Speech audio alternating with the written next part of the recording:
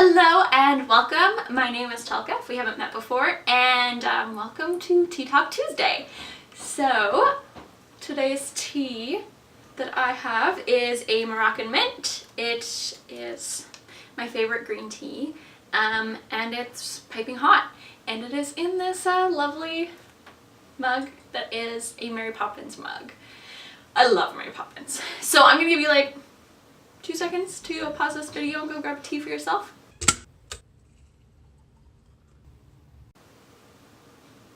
Okay, hopefully you're back, you got your tea. I'm very sorry if you hear jingling in the background. My cat is playing around and I don't really want to stop her from playing around. So today we are going to be talking about why thrifting is more than just about saving money. So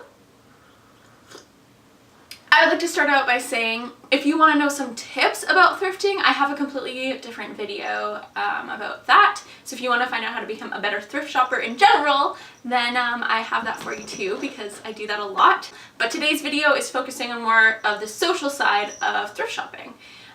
So I also want to preface this by saying that I am an avid thrift shopper. I don't just thrift shop a little bit, like I go normally like once a week, sometimes more. So you don't have to be on my level, but it does help because the more you go, the more you find. Anyways, so I do have a little bit of experience in this and I have thought about this a lot. So I am a very poor student, and part of the reason that I go thrifting is because it's a good opportunity to get stylish clothes and save money, but there's also a side of it that I don't talk about very much, but that actually pushes me to do it a lot more. And that is because it's actually supporting a few different things that you might not think of when you're supporting big stores. It supports things that maybe you don't want to be supporting.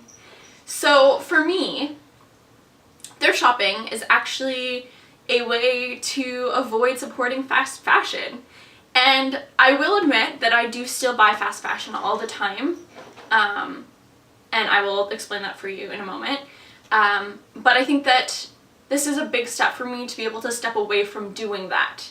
And when I go to Value Village and I purchase something, even if it's like from what could be considered as a fast fashion store, I didn't buy it directly from them, and so that I didn't actually contribute to that item being purchased from that store. I did not contribute to the amount of money that they made, so on, so on, so on.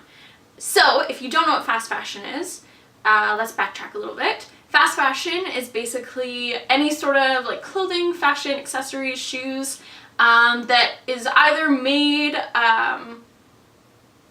with this sort of concept that it's going to go out of style really quickly, or lower quality. And normally it's either made in a sweatshop or it is made in a less ethical workplace. So things that are made in the United States and Canada or countries like that where their intention is to be hiring people within the country that they're selling in and creating like ethical workplaces for those people, that's not fast fashion.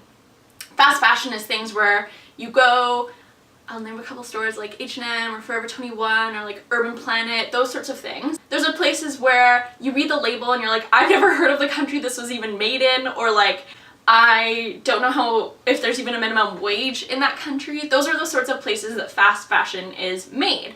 And so it's really hard to trace back to see if the clothing that you're supporting was made ethically and if the people who were sewing it were treated properly, right? And so the reason that I want to step away from supporting fast fashion is not because I don't love spending $5 and getting a really cute t-shirt. It's because I don't want to support people working in these environments, and I don't want to support the actual environmental harm that comes from it too. This is another sort of side of fast fashion that is actually really important at looking at, because a lot of fast fashion is made overseas.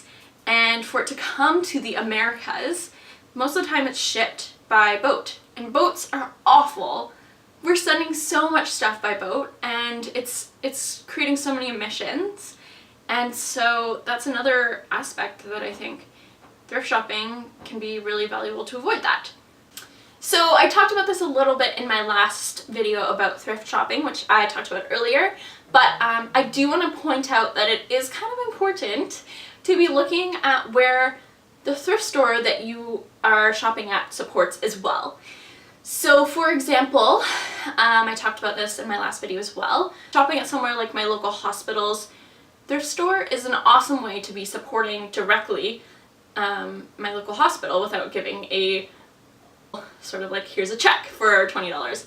It's me spending $20 on a couple t-shirts, right? And then there's other places that are chains like Value Village or the Salvation Army, and in their own regards, those are fine as well.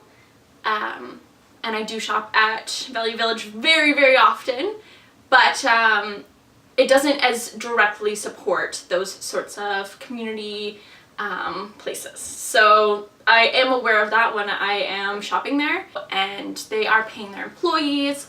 Unlike most other sort of thrift stops, they oftentimes are volunteers from the community, and so that is something worth looking into as well if you are trying to be shopping ethically, and that's why you're choosing to shop secondhand.